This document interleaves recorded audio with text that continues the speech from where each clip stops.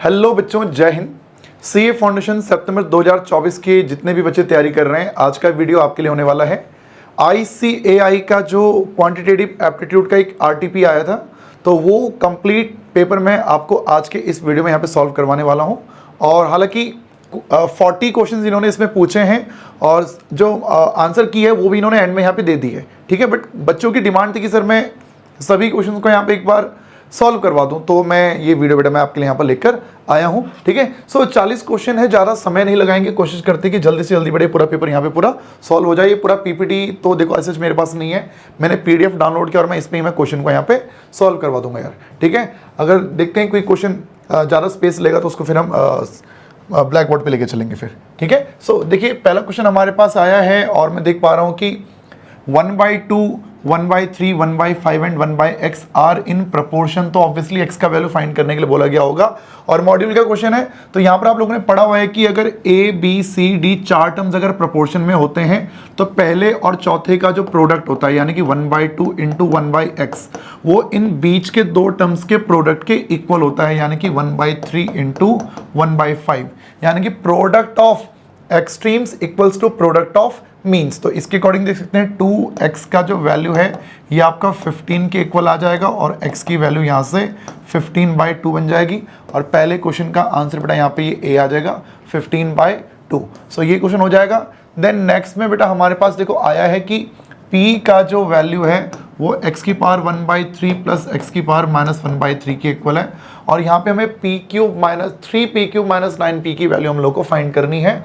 तो यहाँ पर बेटा देखो ऐसा है ना, एक चीज़ मैंने आपको बताई थी कि अगर कभी भी p इतना दे रखा है और आपसे बोल दे कि p³ माइनस 3p का वैल्यू बताओ, तो सिंपली करना क्या होता है, जो पहला नंबर है x उसी में ही हम प्लस कर दिया करते हैं 1/x। ये एक सिंपल सा बेटा एक प्रॉपर्टी मैंने डायरेक्ट आप लोगों को लिखवाया था। अब ये तो p³ माइनस 3p की वैल्यू आई है, इसने बोला 3p³ माइनस 9p की वैल्यू क्या होगी, तो दोनों तरफ 3 से मल्टीप्लाई कर दो। यहाँ 3 से मल्टीप्लाई करोगे तो p³ माइनस 3p के बाहर 3 लगा देंगे और 3 लगाएंगे तो ये आपका इसके बाहर 3 लगा देंगे तो राइट साइड में भी 3 लगाना पड़ेगा, 3 times of x plus 1/x। और आप देख सकते हैं कि 3 की मल्टीप्लाई जब अंदर करेंगे तो ये बन जाएगा 3p³ माइनस में 3 इंटू 3 9p।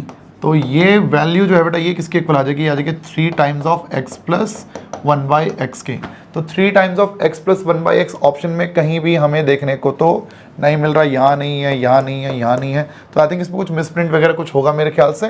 तो ये इसका कोई भी ऑप्शन इसमें सही नहीं है क्योंकि कुछ मिसप्रिंट यहाँ पे गड़बड़ वगैरह हमें देखने को इसमें मिल जाएगी यार। सो ये हो जाता है।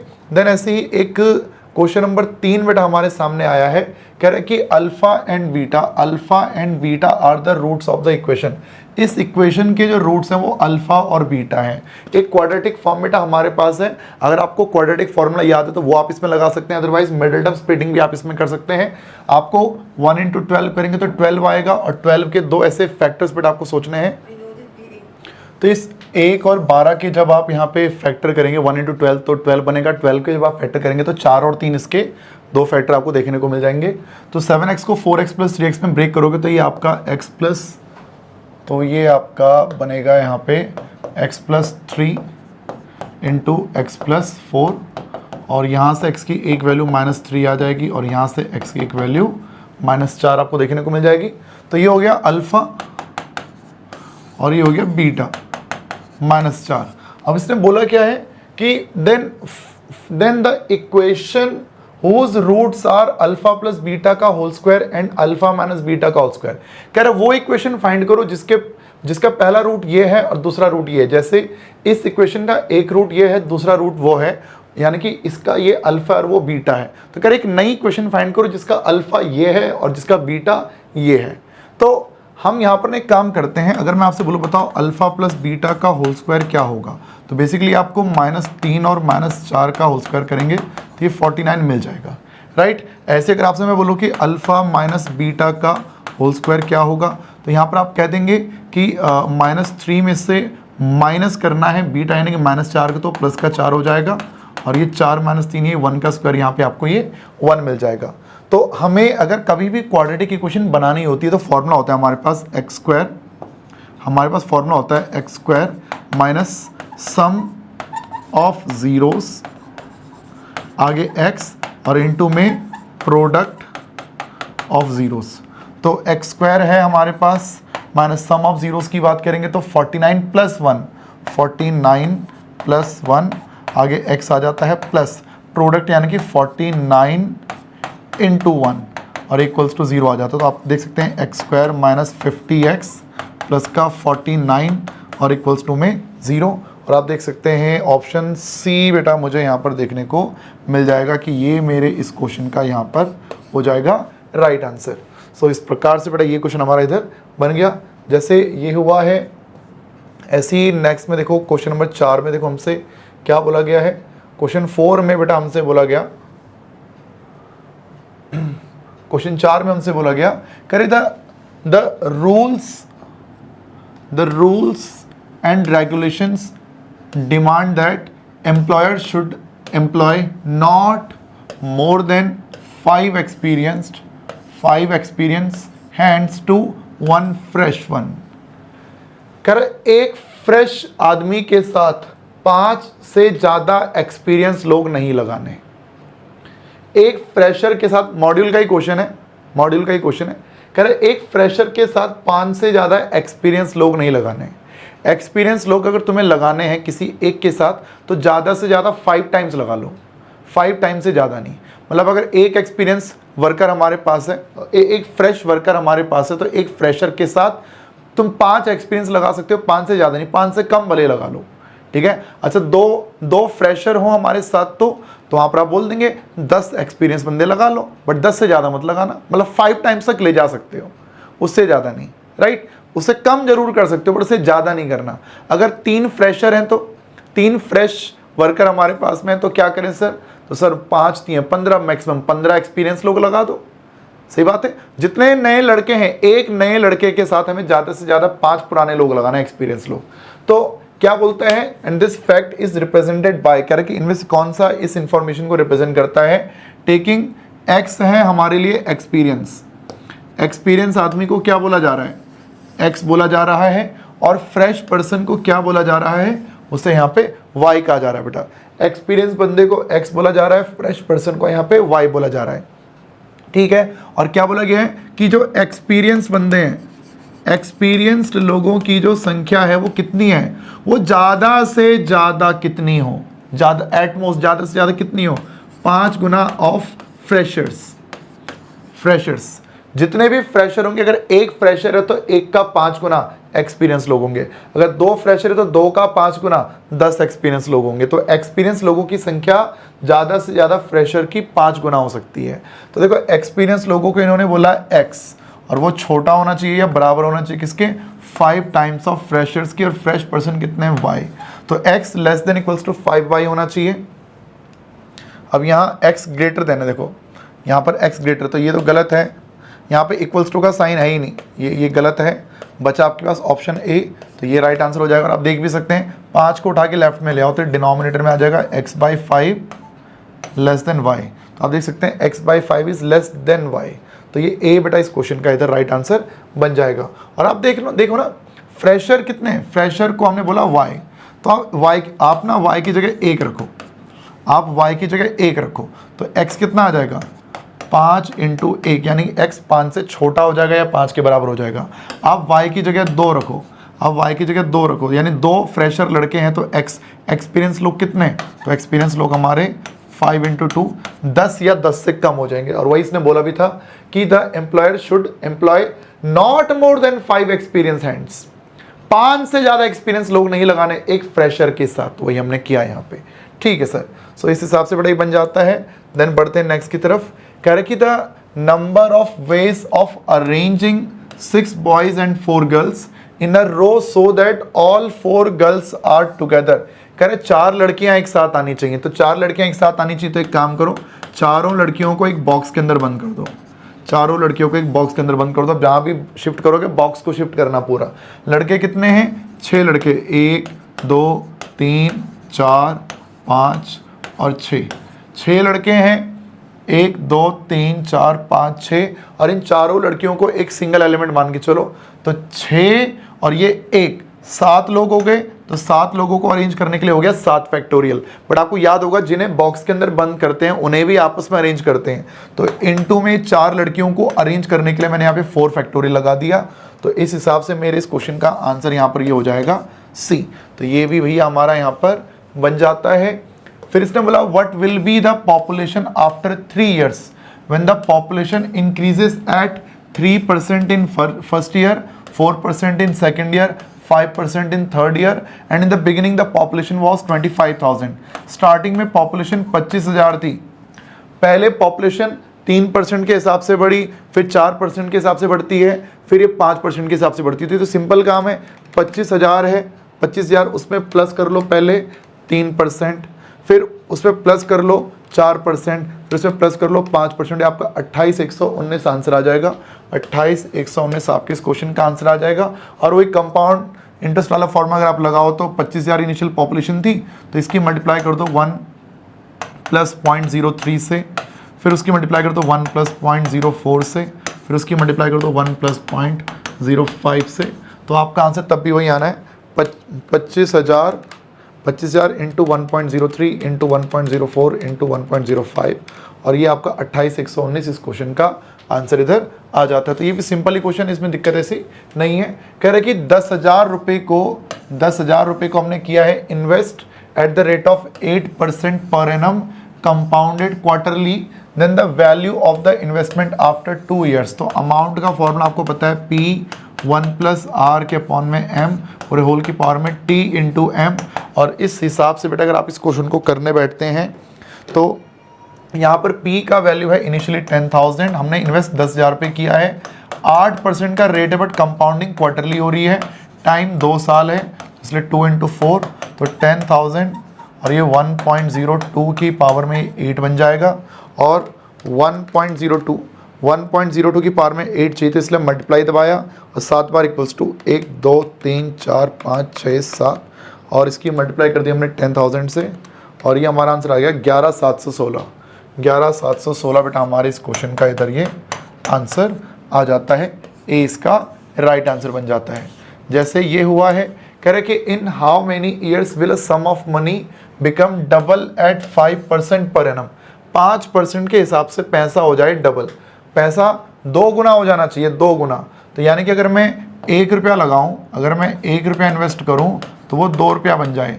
किस रेट से? 5% के हिसाब से। कंपाउंड टेस्ट की बात हो रही है, ठीक है। तो यहाँ पर तो आप अपना रूल 72 भी लगा सकते हैं, रूल 72 के अकॉर्डिंग देख सकते हैं, क्योंकि ऑप्शन यहाँ पे एग्जैक्ट में आ रहे हैं 14, 15, 16। तो रूल 72 के अकॉर्डिंग 72 को 5 से डिवाइड करेंगे तो 14 × 5 = 70 डिवाइड बाय 72 डिवाइड बाय 5 और ये 14.4 के अराउंड मेरा ये आंसर आ रहा है। तो यानी कि एग्जैक्टली 14 साल नहीं लगेंगे, एग्जैक्टली 15 साल नहीं लगेंगे, 16 साल नहीं लगेंगे, 14 और 15 के बीच में कुछ टाइम लगने वाला है। बट अगर आपको रूल 72 नहीं मालूम तो उस सिचुएशन में आप फॉर्मूला लगा सकते हैं अमाउंट का। हालांकि ये फॉर्मूला एग्जैक्ट आंसर नहीं देता, ये अप्रॉक्स आंसर देता है, ठीक है। तो यहाँ पर मैं फॉर्मूला लगा लेता हूँ AP1 + R की पावर में T। 1 रुपया लगाऊँ तो वो 2 रुपया बन जाए, पैसे को डबल करना है तो 1.05 और टाइम मुझे यहाँ पे नहीं मालूम, तो मैं दोनों साइड लॉग का यूज़ करता हूँ। दोनों साइड मैंने लॉग लगाया 1.05 की पावर में T। log 2 की वैल्यू भाई मुझे वैसे तो याद है, log 2 T पहले आ जाएगा, T log 1.05 और यहाँ से T निकालने के लिए log 2 को डिवाइड करना पड़ेगा log 1.05 से। log 2 की वैल्यू 0.3010 होती है और log 1.05 की वैल्यू निकालनी है 1.05 का log √13 टाइम्स 1 2 3 4 5 6 7 8 9 10 11 12 13 -1 मल्टीप्लाइड बाय 3558। तो ये आपका आ रहा है 0.02119 और divide equals two multiplied by 0.3010 और ये 14.20 ईयर्स के अराउंड बेटा मेरे इस क्वेश्चन का आंसर आ रहा है, जो कि 14.3 के सबसे क्लोजेस्ट है। तो ये डी को ही बेटा हम लोगों ने यहाँ पे इधर राइट आंसर मान लिया। मतलब 14 साल तो आंसर नहीं है जी, 14 साल तो आंसर नहीं है, ना एग्जैक्ट 15 है ना 16 है, तो बचा क्या? ये डी बेटा हमारे इस क्वेश्चन का इधर ये राइट आंसर यहाँ पर बन जाता है। ऐसे ही क्वेश्चन नंबर 9 में बोला गया है the future value of an annuity, the future value of an annuity is rupees, future value of an annuity of rupees, 1000 रुपये की एनुटी है और उसकी फ्यूचर वैल्यू मुझसे पूछी जा रही है। The future value of an annuity of rupees, 1000 रुपये की एनुटी है, उसकी फ्यूचर वैल्यू मुझे बतानी है, 5 साल के लिए बनाई गई है और जो हमारा रेट ऑफ इंटरेस्ट वो 14% का है। तो देखो फ्यूचर वैल्यू का फॉर्मूला होता है ना R1 प्लस आई की पावर में n-1 अपॉन में आई। तो 1000 रुपये की एनुटी है, 14% का रेट है, 5 साल की बात है, -1 और अपॉन में आई यानी 1.4। तो भाई लोग 1.14, वैसे तो वैल्यू क्वेश्चन में दे रखी है 1.14 मल्टीप्लाई 1 2 3 4 और ऑलमोस्ट वही आ रहा है, उसमें से माइनस करना है 1 और उसको डिवाइड करना है 0.14 से और उसकी मल्टीप्लाई कर देनी है 1000 से। तो ये 6610 के अराउंड मेरे इस क्वेश्चन का आंसर यहाँ पे आ रहा है और 6610 बेटा आपको यहाँ पे देखने को मिल जाएगा। ऑप्शन बी हमारे इस क्वेश्चन का यहाँ पर ये राइट आंसर यहाँ पर ये बन जाता है। रिकॉर्डिंग भी सही चल रही है। ओके, सो इतना बेटा हमारे इस क्वेश्चन का ये इधर ये राइट आंसर यहाँ पर ये बन जाता है जी। जैसे ये हुआ भैया, अब नेक्स्ट देखो फिर ये क्वेश्चन आया गॉफ एक्स। गॉफ एक्स निकालने के लिए बोला गया है, तो आपको याद होगा कि गॉफ फाइंड करने के लिए इस ओ को हटाते हैं और इस पूरे हिस्से को ब्रैकेट में लगा देते हैं, तो ये जी ऑफ एफ एक्स बेटा हमारे यहाँ पर ये बन जाता है। और ऐसे ही जी ऑफ एफ एक्स का वैल्यू बेटा हमारे पास x+2 है, तो इस एफ एक्स की जगह पे मैं x+2 लिख दूंगा। और अब आप देख सकते हैं जी ऑफ x का मतलब क्या है, 7 की पावर में x, मतलब जब g के साथ x लगा था तो उस x को तुमने 7 की पावर में भेज दिया। अगर g के साथ x+2 हो तो ये 7 की पावर में x+2 बन जाएगा। तो 7 की पावर में x+2 बेटा ये हमारा बन रहा है। तो ये देखो ये तो 7 की पावर में x-2 बोल रही है, तो एकदम ही गलत है। अब 7 की पावर में x+2 का मतलब क्या है, आप जरा समझिएगा, इसको मैं तोड़ के क्या लिख सकता हूँ, 7 की पावर में x इंटू 7 की पावर में 2, फिर ये है 7 की पावर में x और 7 का स्क्वायर करेंगे तो ये बन जाएगा 49। 49 बेटा हमारे इस क्वेश्चन का ये 49 इंटू 7 की पावर में x, ये सी हमारे इस क्वेश्चन के अंदर ये राइट आंसर बन जाता है। फिर कह रहे हैं कि dy by D x parametric form है। संपूर्ण वालों ने तो आज ही मॉर्निंग में संडे मॉर्निंग में इन्होंने समझा है। देखिए dy बाई डी एक्स चाहिए पैरामेट्रिक फॉर्म में, x अलग से दे रखा है t के टर्म्स में, y अलग से दे रखा है t के टर्म्स में। ऐसे में क्या करना होता है, y के डेरिवेटिव को ऊपर लिखते हैं, x के डेरिवेटिव को t के रिस्पेक्ट में नीचे लिखते हैं। तो सिंपल सा काम है, y का डेरिवेटिव t स्क्वायर का डेरिवेटिव 2t हो जाएगा, 2 का डेरिवेटिव 0 हो जाएगा, नीचे x का डेरिवेटिव 2t का डेरिवेटिव 2 हो जाएगा, 5 का डेरिवेटिव 0 हो जाएगा। तो 2t को 2 से डिवाइड किया तो फाइनली आपको आंसर बेटा यहाँ पर ये t देखने को मिल जाता है। t हमारे इस क्वेश्चन का आंसर यहाँ पर ये हो जाता है। जैसे ये हुआ है भाई, फिर कह रहा है कि z का वैल्यू है 52, एक्ट का वैल्यू है 48, कह रहा बताओ बैट का वैल्यू कितना होगा, ये हमसे बोला जा रहा है। तो z आप देख सकते हैं ये 26वें नंबर पे आता है और 26 और वहाँ 52 है, 26 और 52 ट्वाइस हो गया, दुगना। चलो देखो एक्ट में ए फर्स्ट अंग्रेजी अल्फ़ाबेट, ए नंबर 1 पे आता है, सी नंबर 3 पे आता है, टी 20 होता है। तो 20 + 3 + 1 इन तीनों को प्लस करो तो 24 बनेगा, 24 का डबल 48 हो गया, डबल हो रहा है। ऐसे ही बैट में देखेंगे तो बैट में 2 है, ये आपका ए है और ये टी 20 होता है, तो 20 21 2 23, इन तीनों का टोटल 23 हो रहा है। 23 को डबल करेंगे तो ये आपका 46 इधर ये बन जाता है। सो 46 बेटा हमें ऑप्शन में देखने को मिलना चाहिए और 46 बेटा हमारे इस क्वेश्चन के अंदर ये राइट आंसर बन जाता है। अब देखो आगे क्या बोलता है, कह रहा है रोज इज कोडेड एज 6821, फिर बोल रहा है चेयर, ये ऑलरेडी लिखा हुआ है, पता नहीं क्यों लिख रहा हूँ मैं दोबारा, 73456, फिर कह रहा है प्रीच में है हमारे पास is coded as 961473। Okay, then what will be the value of search, कह रहा सर्च क्या कहलाएगा, सर्च क्या कहलाएगा।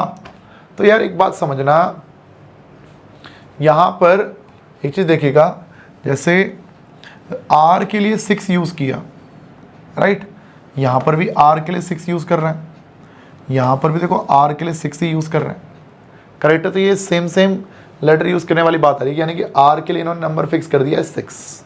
तो मुझे अब ऐसी चाहिए कि S के लिए क्या नंबर होगा, S के लिए, तो S ये आप देख सकते हैं, ये रहा S, तो उसके लिए है 2, X के लिए क्या बेटा यहाँ पे 2, E के लिए क्या बेटा, E के लिए 1, E के लिए भैया 1, ए के लिए क्या है 1 2 3, तो 1 2 3, ए के लिए हो जाएगा 4, फिर आर के लिए तो हमने 6 यूज़ कर लिया, सी के लिए क्या है, सी इसमें आता है, सी के लिए 7 है, सी के लिए 7 है, और एच के लिए क्या है भाई, एच के लिए एच लास्ट वाला नंबर, एच के लिए 3 है, एच के लिए 3 है जी।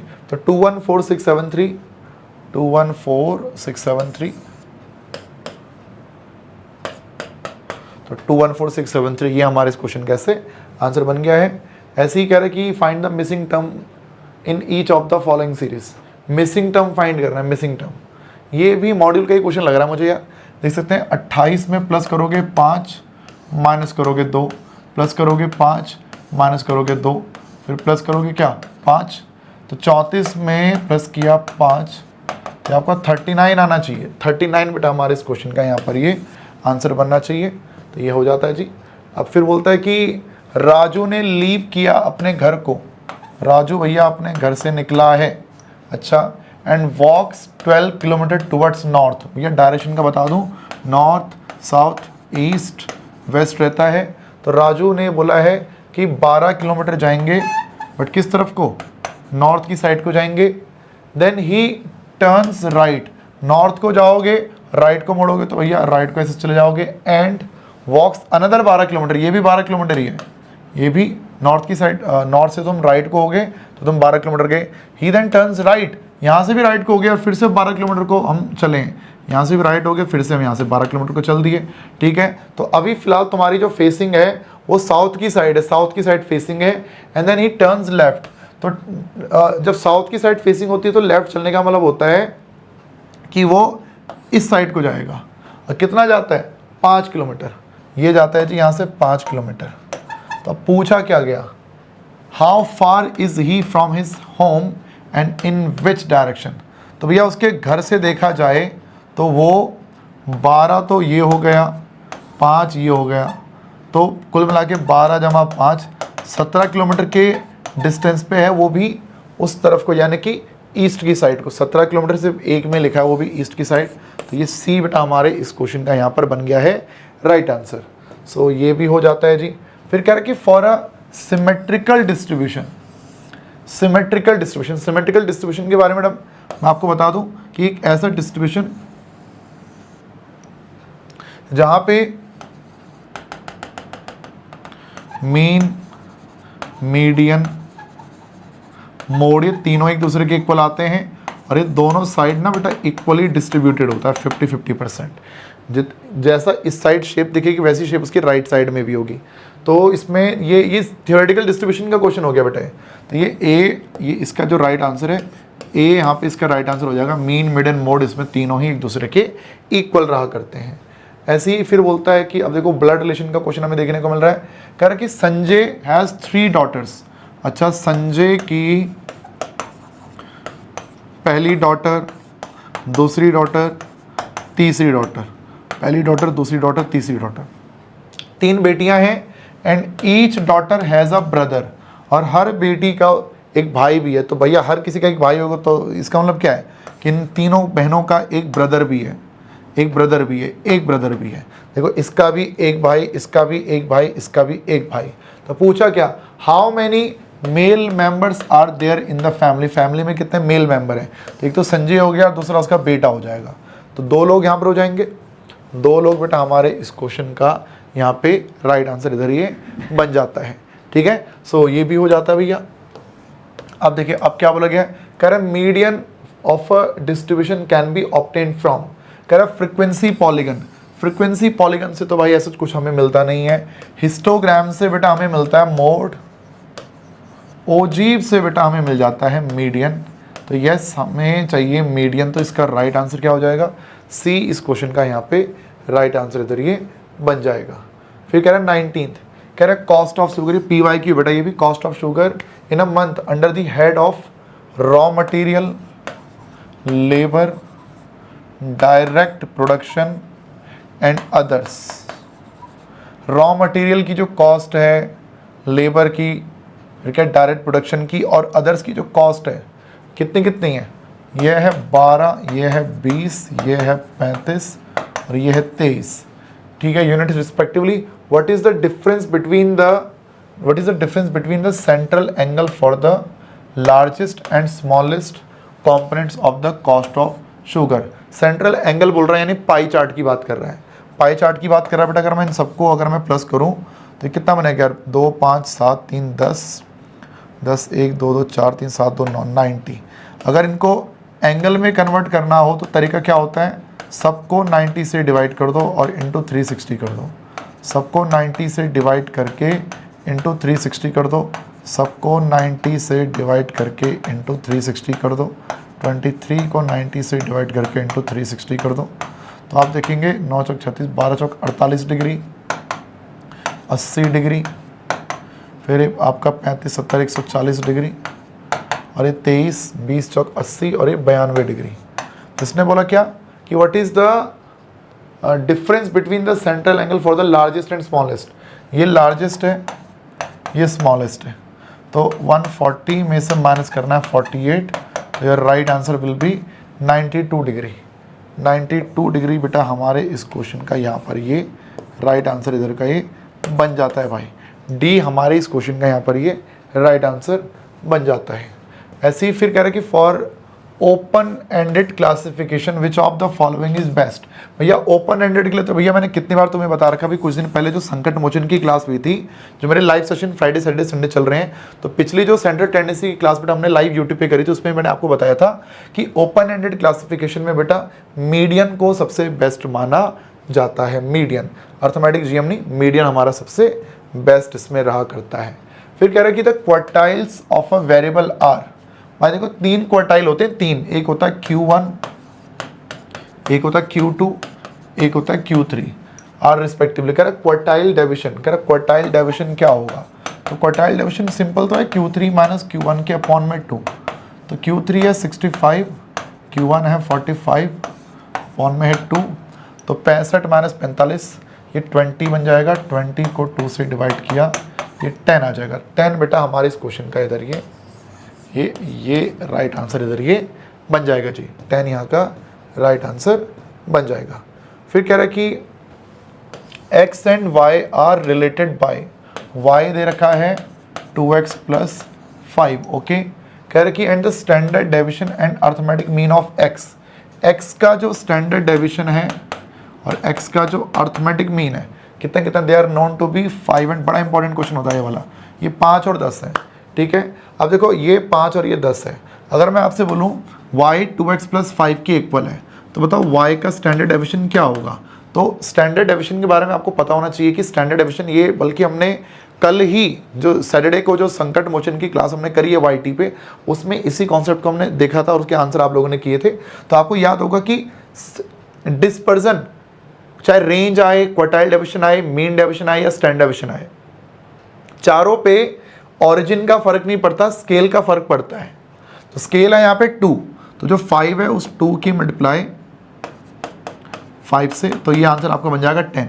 लेकिन अगर सेंट्रल टेंडेंसी में अर्थमेटिक मीन, मीडियन और मोड की बात करते हैं, तो इन तीनों पे स्केल और ओरिजिन दोनों का चेंज आता है। तो इसलिए 10 को अगर मैं वहाँ रख दूँ तो 2 इंटू 10 प्लस 5, तो 20 और 5 25 ये बन जाएगा। और ये मैंने x का नहीं, ये y का बेटा है, ये y का मीन आ जाएगा। इससे पूछा क्या है, then the coefficient of variation of y। कह रहा y का कोफिशिएंट ऑफ वेरिएंस क्या होगा, हमें कोफिशिएंट ऑफ वेरिएंस ऑफ, हमें कोफिशिएंट ऑफ वेरिएंस चाहिए किसका, y का। तो कैसे निकालेंगे, तो फॉर्मूला है कि y के मीन को डिवाइड कर लो y के स्टैंडर्ड डेविएशन से, इनटू में 100, y का मीन है, अरे उल्टा लिख दिया भाई, मैंने उल्टा लिख दिया, y के स्टैंडर्ड डेविएशन को डिवाइड कर लो y के मीन से। तो स्टैंडर्ड डेविएशन ऑफ y है कितना 10, ठीक है। और अरे यार हाँ सही तो है, ठीक तो है। तो ये स्टैंडर्ड डेविएशन ऑफ y है 10 और y का मीन है 25, इनटू में आप 100 करेंगे तो ये कैंसिल होके 4, और ये आपका आंसर 40% बेटा इस क्वेश्चन का इधर ये राइट आंसर इधर ये आपका बन जाता है। सी बेटा हमारे इस क्वेश्चन का इधर बन जाता है राइट आंसर। मैं मान के चल रहा हूँ बेटा इस बात को आप लोग यहाँ पर समझ पाए होंगे यार। जैसे ये हुआ है, अब ऐसे देखिए क्वेश्चन हमारे पास अगला क्या है, कह रहे कि गिवन दैट ये दिख रहा है आपको यार, अरे यार, कह रहे कि given that for two events A and B, P A इतना है, पी बी इतना है, A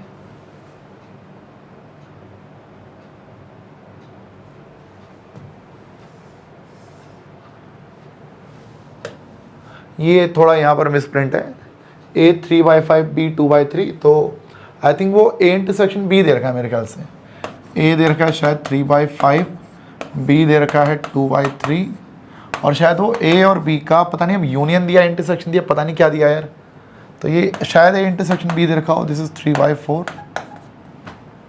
and P A is 3/4, नहीं तो ये 3/4 इतना बड़ा नहीं हो सकता, इंटरसेक्शन इतना बड़ा नहीं हो सकता, ये इन्होंने दे रखा है, ये इन्होंने दे रखा है यूनियन, ये जो दे रखा है ना 3/4, ये इसमें दे रखा है यूनियन, ए यूनियन बी दे रखा है कितना 3/4, तो भैया ऐसा है, हमें क्या निकालने बोल रहा है, कह रहा है पी ए बाई बी निकालो, तो पी ए बाई बी निकालने के लिए सिंपल सा फॉर्मूला होता है कि न्यूमरेटर में इंटरसेक्शन और नीचे बी, अब b का वैल्यू मुझे मालूम है 2/3, ठीक है, बट मुझे इंटरसेक्शन का वैल्यू नहीं मालूम, तो आपको पता होना चाहिए a इंटरसेक्शन b जो होता है वो a प्लस बी माइनस में a यूनियन b के इक्वल होता है।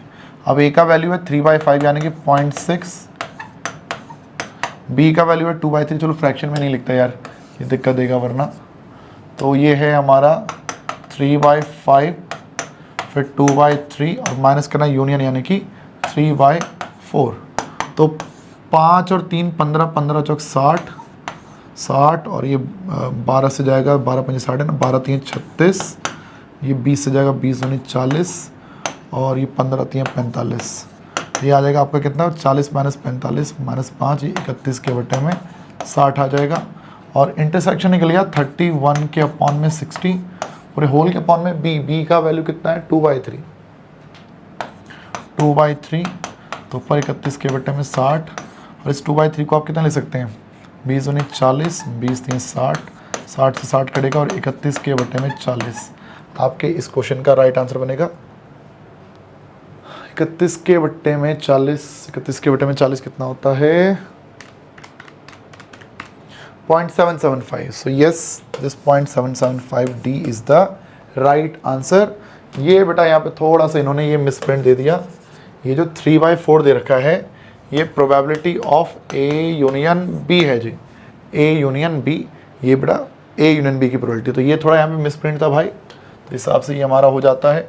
अब देखिए अगले में क्या बोला गया है सर, कह रहे थे standard deviation of a binomial distribution with a parameter n and p is, कह रहे स्टैंडर्ड डेविएशन क्या होता है, देखिए पहले तो समझिएगा, मीन होता है एन पी, वेरिएंस होता है एन पी क्यू, तो स्टैंडर्ड डेविएशन क्या होगा एन पी क्यू के ऊपर रूट, तो एन पी क्यू, तो इसने बोला बाइनोमियल डिस्ट्रीब्यूशन है तो ठीक है, रूट तो रहेगा, एन रहेगा, पी रहेगा, और जो क्यू है उस क्यू की जगह आप 1 माइनस पी लिख सकते हैं, फॉर्मूला होता है p plus q equals to 1, तो क्यू का वैल्यू 1 माइनस पी, तो स्टैंडर्ड डेविएशन बेटा हमारे यहाँ पे बन जाएगा, ये गलत है जी, ये गलत है, ये गलत है, तो लास्ट में n p into 1 minus p, डी हमारे इस क्वेश्चन का यहाँ पे राइट आंसर इधर ये बन जाता है।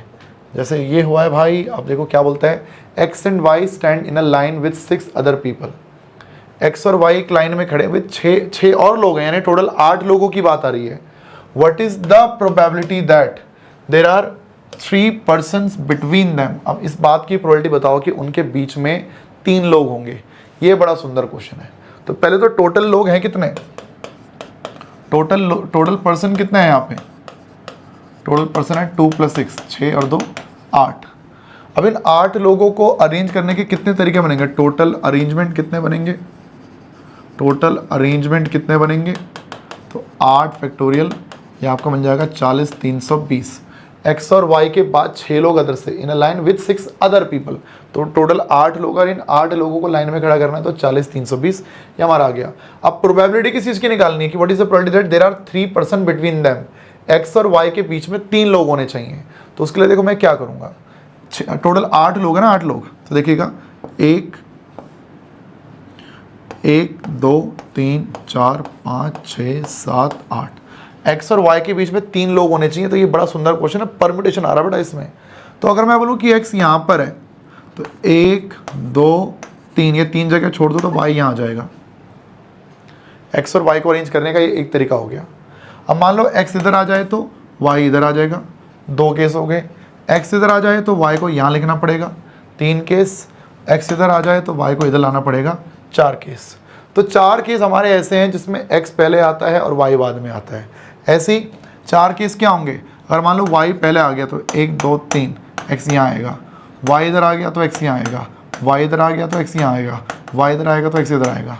तो अगर मैं बोलूँ कि एक्स और वाई को कितने तरीके से अरेंज कर सकते हो, x and y can be arranged in 4 जमा 4 8 वेज, ठीक है। तो टोटल वेज कितने हो जाएंगे, व्हेन देयर आर, देखो आप लोगों के लिए लिख रहा हूँ ताकि बाद में कॉपी में देखो तो समझ में आए, when there are 3 person between x and y. तो टोटल 8 लोगों को अरेंज करना है, 8 लोगों को अरेंज करना है। तो उन 8 लोगों में एक्स और वाई को अरेंज करने के हमारे पास 8 तरीके हैं। एक्स और वाई को अरेंज जब कर लिया तो उसके बाद 6 लोग अभी भी बचे हुए हैं, 6 लोग अभी भी बचे हुए हैं। तो हम बचे हुए 6 लोगों को अरेंज करने के लिए 6 फैक्टोरियल वेज, तो ये 8 × 6 फैक्टोरियल बेटा आपका बन गया। और इसको मैं सॉल्व करूँ तो कितना बनेगा, अरे 40 40 40 40 40, या फिर क्या इतना ही रहने दें क्या, चलो इसको इतना ही रहने देते हैं। अब हमें तो चाहिए प्रोबेबिलिटी, तो प्रोबेबिलिटी क्या है, 8 × 6 फैक्टोरियल को डिवाइड कर लो इस 8 फैक्टोरियल से, ठीक है। तो 8 × 6 फैक्टोरियल, 8 7 6, 6 से 6 कटेगा, 8 से 8 कटेगा और ये 1/7 बेटा आपके इस क्वेश्चन का ये आंसर यहाँ पर आ जाएगा। अब बहुत से बच्चे बोलेंगे सर हमको ये वाली बात समझ में नहीं आई, तो एक बात समझना बेटा, एक बात तुम लोग समझेगा, ध्यान से समझिएगा जरा।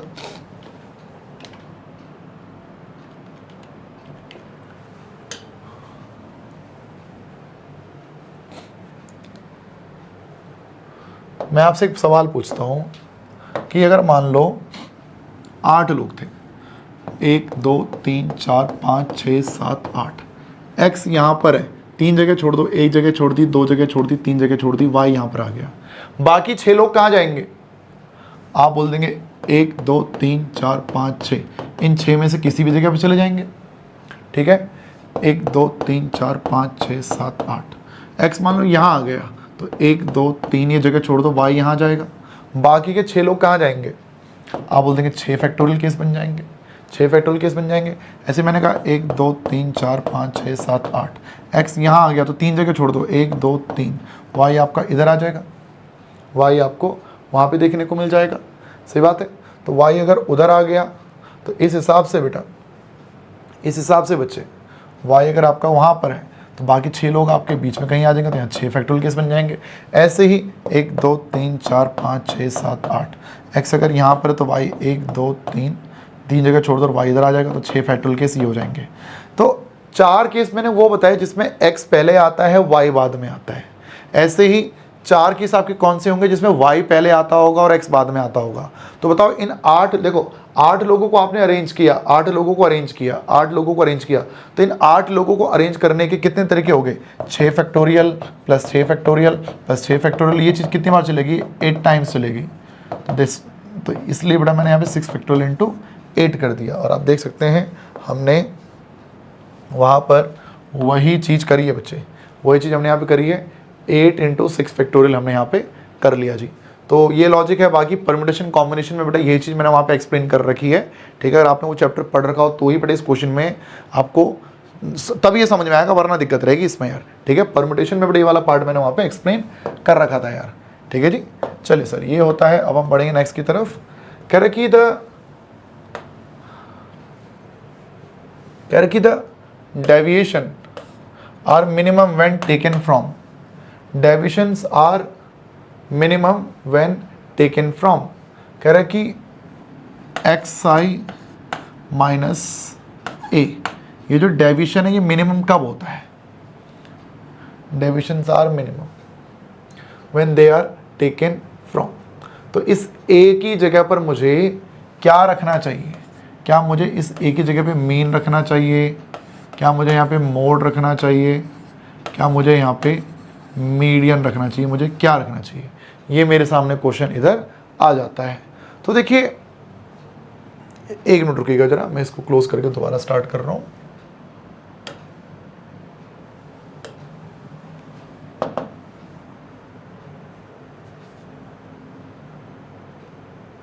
तो देखिएगा बेटा, बात को समझिएगा। हमारे पास ऑप्शन मीन, मीडियन, मोड और जीएम। आपने मिनिमम से रिलेटेड देखो क्या बात पढ़ रखी है। आपने एक बात पढ़ रखी है,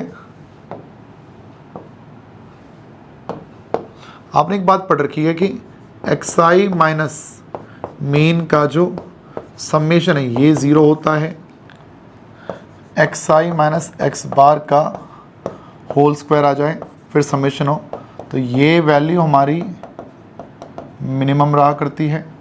साथ साथ अगर xi माइनस मीडियन हो और तब यहाँ पे मॉड भी लग रखा हो तब समेशन हो, तो ये चीज़ क्या है? ये हमारा यहाँ पे मिनिमम रहा करता है। जैसे बोला deviations are minimum when taken from, तो ये थोड़ा क्वेश्चन थोड़ा अजीब सा पूछा है। तो deviations are minimum when taken from, तो डेविएशन तो देख सकते हैं बेटा xi माइनस m, यही है डेविएशन, और उसमें समेशन, तो ये वैल्यू मिनिमम रहेगी। तो अगर मुझे मिनिमम की बात करें तो बेटा मुझे आंसर के रूप में यहाँ पे क्या लिखना पड़ेगा? मुझे मीडियन बेटा इधर लिखना पड़ेगा। डेविएशंस को अगर आप मीडियन से निकालो, डेविएशंस अगर आप मीडियन से निकालें तो उन डेविएशन का समेशन क्या रहता है? मिनिमम रहा करता है। तो इसने एब्सोल्यूट यहाँ पे नहीं लगाया, थोड़ा ये गड़बड़ यहाँ पे रही है, ठीक है। अदरवाइज देखो डेविएशन ये भी है, डेविएशन कहाँ से? अर्थमेटिक मीन से। तो डेविएशन का समेशन भी करना है। अब इसे समेशन की बात यहाँ पर नहीं बोली, तो ये थोड़ा सा क्वेश्चन में यहाँ पर गड़बड़ है बच्चों। सिर्फ क्या बोला? Deviations are minimum when taken from, taken कहाँ से? तो डेविएशन का समेशन तो बोलो, sum of the deviation is minimum, ठीक है। सो ये चीज़ बड़ा यहाँ पर बनती है, वरना डेविएशन तो 0 भी हो सकता है ना। अगर आप सेम डेविएशन 0 भी हो सकता है, नेगेटिव भी हो सकता है, पॉजिटिव भी हो सकता है, कुछ भी हो सकता है। तो यहाँ समेशन की बात करना जरूरी है, तो समेशन वर्ड इसने यूज़ नहीं किया यहाँ पे। अब समेशन अगर कर भी लेता तो फिर उसमें तुम एब्सोल्यूट है कि नहीं, ये भी चीज़ तुमको यहाँ पे बतानी चाहिए थी। तो क्वेश्चन में थोड़ा सा इधर बेटा गड़बड़ है। बाकी इससे रिलेटेड क्वेश्चन बेटा आपके यही बनते हैं कि xi माइनस मीन हो फिर समेशन करे तो क्या आंसर आता है? तो आंसर इज 0 आता है जी। अच्छा, xi माइनस एक्स बार का होल स्क्वायर हो तो ये चीज़ क्या रहती है? ये मिनिमम रहती है। xi माइनस मीडियन हो, यहाँ स्क्वायर वगैरह कुछ नहीं करना, लेकिन मॉडुलस लगाना है, तो ये भी क्या रहता है? मिनिमम रहता है। तो ये बात का बड़ा आप लोग को ध्यान रखना है। सो ये चीज़ हमारी बनती है। अब बढ़ेंगे नेक्स्ट की तरफ। देखिए अगला क्या है। फिर कह रहे कि the histogram is useful to determine graphically. ये तो स्टार्टिंग में बताया था बेटा मैंने कि हिस्टोग्राम से बेटा आपका मोड आता है, कि हिस्टोग्राम में बेटा अगर आपने कुछ इस टाइप से कुछ आपने बना दिया है तो क्या होता है? जो सबसे ऊंची वाली बिल्डिंग है इस पॉइंट को यहाँ मिलाते हैं, इस पॉइंट को यहाँ मिलाते हैं, तो यहाँ से जब आप नीचे आ जाते हैं तो ये आपका क्या होता है? ये आपके लिए यहाँ पे मोड हुआ करता है, मोड। तो ये बात बेटा हम लोगों ने यहाँ पर ऑलरेडी देख ली थी। फिर कह रहा है कि x and y are related as 3x minus 4y equals to 20। Okay, then the quartile deviation of x, quartile deviation कह रहा है कि quartile deviation of x is 12। Then what is the quartile deviation of y, कह रहा है y का quartile deviation क्या होगा? तो भैया यहाँ पर एक बात हम बोलते हैं, अगर इस टाइप से रिलेशन दे रखा है, देखो यहाँ से चेंज ऑफ ऑरिजिन और चेंज ऑफ स्केल एग्जैक्टली पता नहीं चल रहा, तो यहाँ पर इस तरह के क्वेश्चन हम क्या बोलते हैं कि अगर हमारे पास ax plus B Y plus C की फॉर्म अगर है तो यहाँ पे क्वार्टाइल डेविएशन ऑफ y क्या होगा? क्वार्टाइल डेविएशन ऑफ x की मल्टीप्लाई कर दो मॉड में a बाई बी से, मॉड में a बाई बी से, x का कॉफिशिएंट ऊपर y का कॉफिशिएंट नीचे। तो भाई मैं क्या बोलूँगा कि यहाँ पे 3 ऊपर -4 नीचे मॉडुलस इनटू में 3 ऊपर -4 नीचे मॉडुलस और इनटू में डायरेक्टली बेटा क्या है क्वाड्रेटिक डिवीजन ऑफ एक्स चल रहा है 12। तो ये 12 3 36, 36 को 4 से डिवाइड किया तो 9 बेटा आपके इस क्वेश्चन का इधर आंसर आ जाएगा।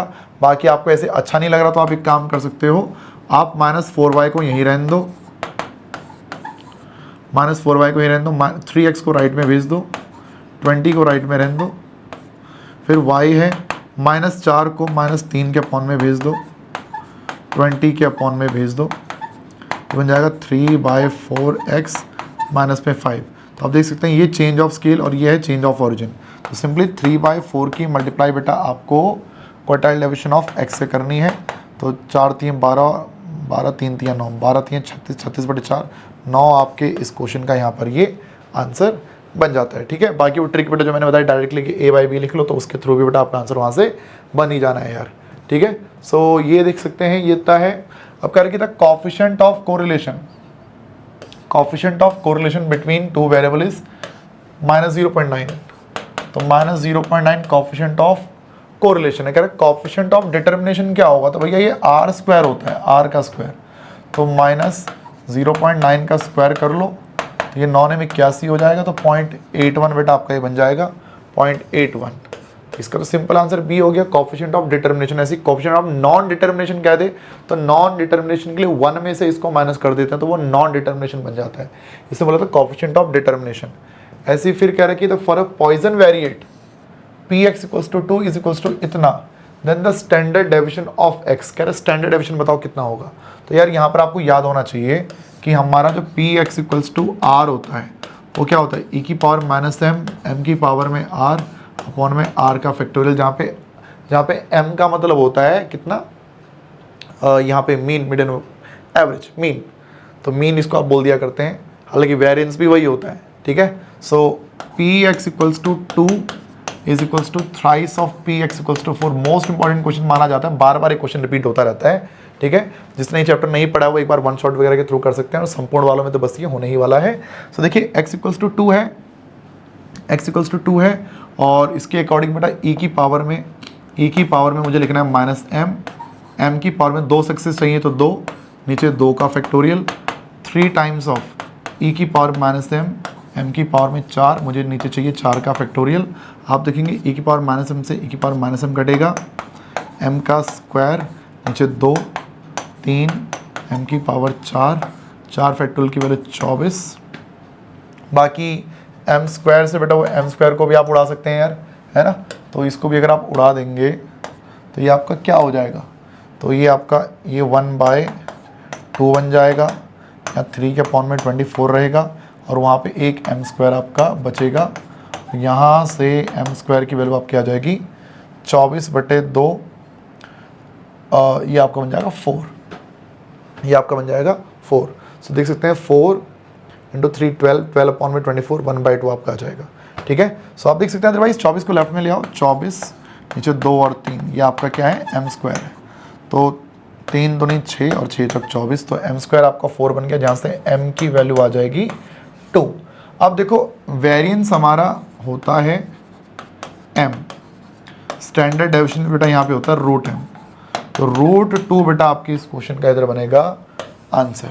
सी हमारे इस क्वेश्चन का यहाँ पर बनेगा इधर राइट आंसर।